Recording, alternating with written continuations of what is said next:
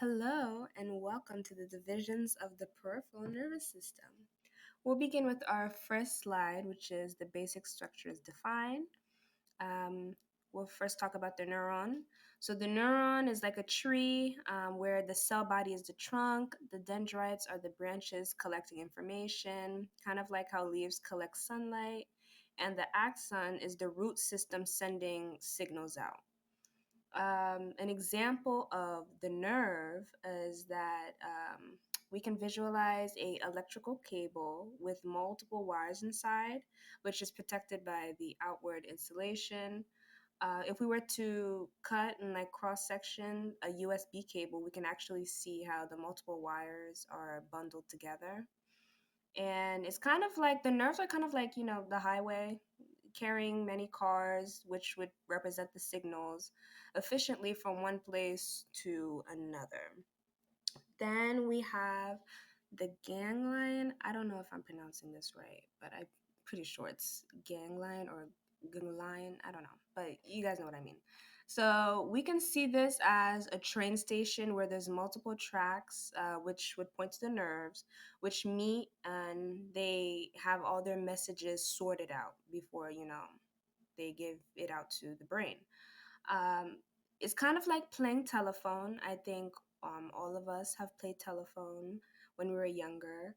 Um, so that's like a message routing game in which the ganglia receives and redirects the signals to the right places. Okay, moving on to our second slide, we're going to be speaking about the nerve cross section.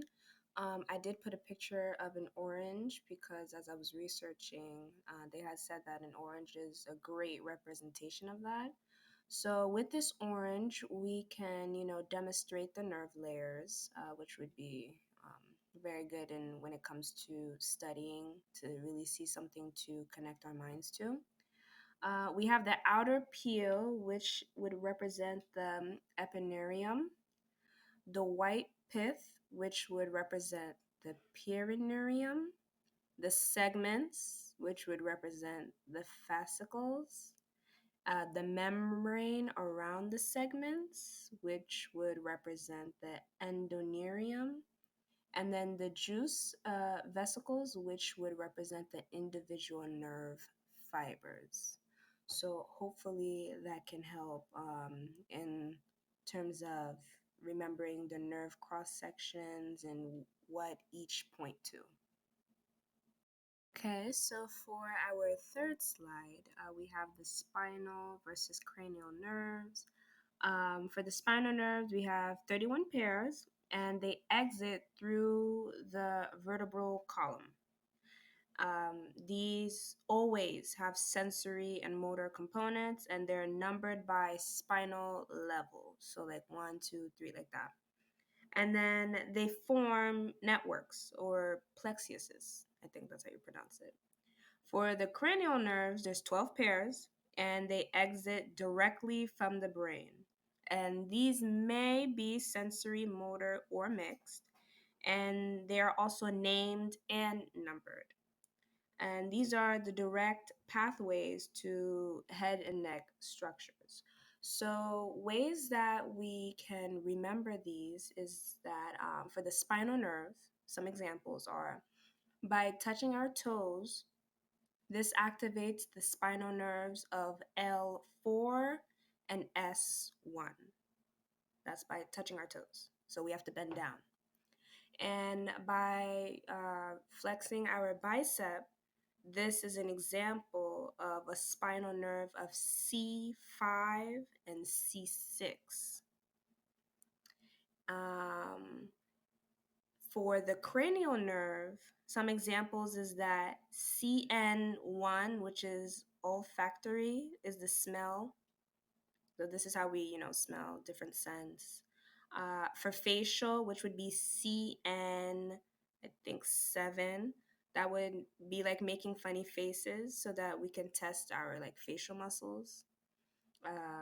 That's another cranial nerve example. And then CN10 would be vagus, which is how we, when we can feel our heart rate change when we breathe deeply. So hopefully those examples also help. Moving on to the fourth slide, we have the major PNS divisions.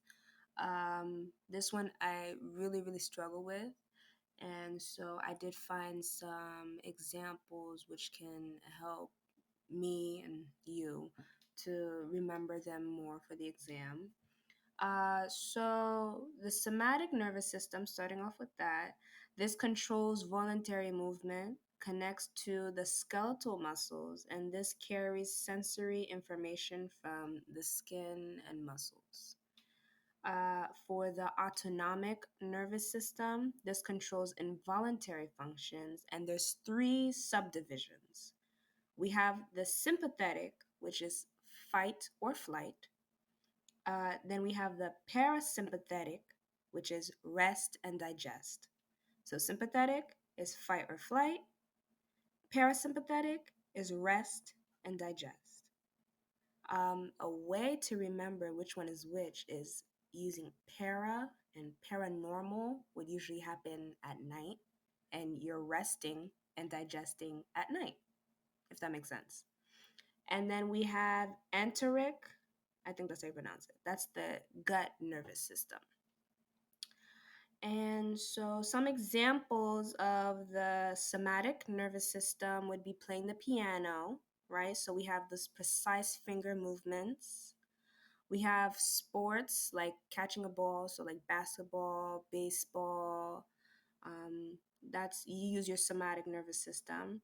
Um, we have like I don't know if you guys have ever at the doctors when they tap your knee to see your reflexes. That one is your somatic nervous system. They're just trying to see if your somatic nervous system is in check, is running good. We have the autonomic nervous system examples. I did put here for sympathetic is feeling very nervous before doing an exam, which I'm pretty sure we're all going to be feeling. We have our heart racing before public speaking. So that's sympathetic. So for parasympathetic is you feel very sleepy after having a big meal, or you're relaxing in a nice warm bath.